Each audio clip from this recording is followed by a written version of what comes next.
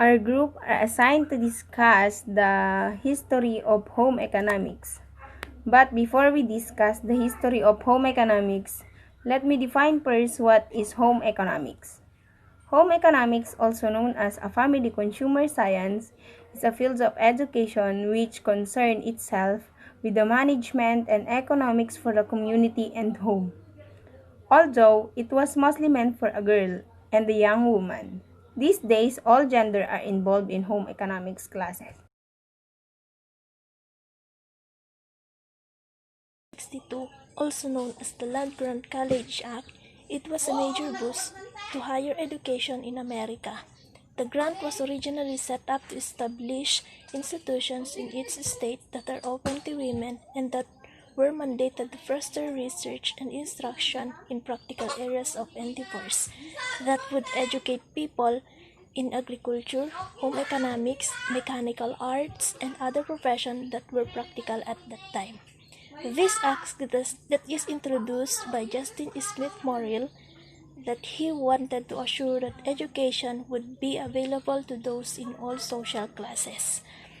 The application of scientific theories and techniques associated to home economics such as clothing, laundry, sewing, house cleaning, and care of the sick and sanitation, which led to implementation of courses in home domestic science.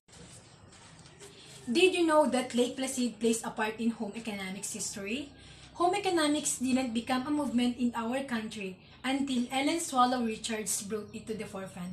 She was the first woman to attend the Massachusetts Institute of Technology and became the first female instructor.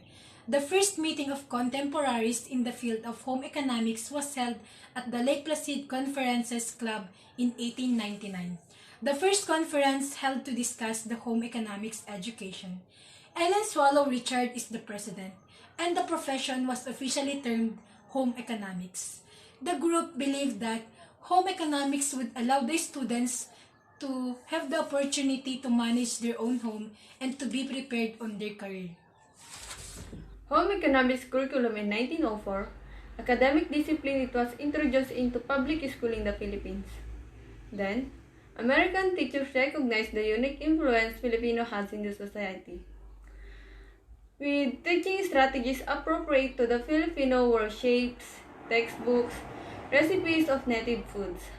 Just like in the Philippines, cooking in native foods is not losing in every special occasion. Then, Filipino identity while influencing women to become a modern homemaker. In the home economic history, there were a series of 10 conferences between 1899 and 1909 where home economics was emerged as a discipline. It was here the leaders and advocates in the field to discuss the advances of home economics and develop the guiding principles of what home economics was and should be. The Lake Placid Conference were an important factor in determining what exactly home economics is, and will be. This at least gave a starting guideline and target for which future economists could aim. Home economics in 1917, the Smith-Hughes Act. The Smith-Hughes Act was introduced by Senator Hoke Smith and Representative Dudley Hughes. The act signed into law in February 23, 1917 by President Woodrow Wilson, provided federal funds supporting the education of home economics. For the first time, there was a path to a cohesive national system of career technical education. In 1917, the Smith-Hughes Act, formerly the National Vocational Education Act, provided federal assistance in order to encourage pre-collegiate vocational education in home economics. While the legislation helped to increase vocational enrollment and courses, it did not necessarily live up to its proponent's lofty expectations. This act established an important link between the federal government and home economics, which strived to increase and extend the role of women in the home and in the society. My explanation to the situation in home economics in 1960 to 1970. The home economics before is just for the women only because the home economics are referring to the things and responsibilities that girls can do. They are the only knows how to cook and maintain cleanliness and orderliness inside the house because they have no beliefs in the skills of women, so that they drop this program in all schools. But they realize the home economics are they have greatly impact in American society.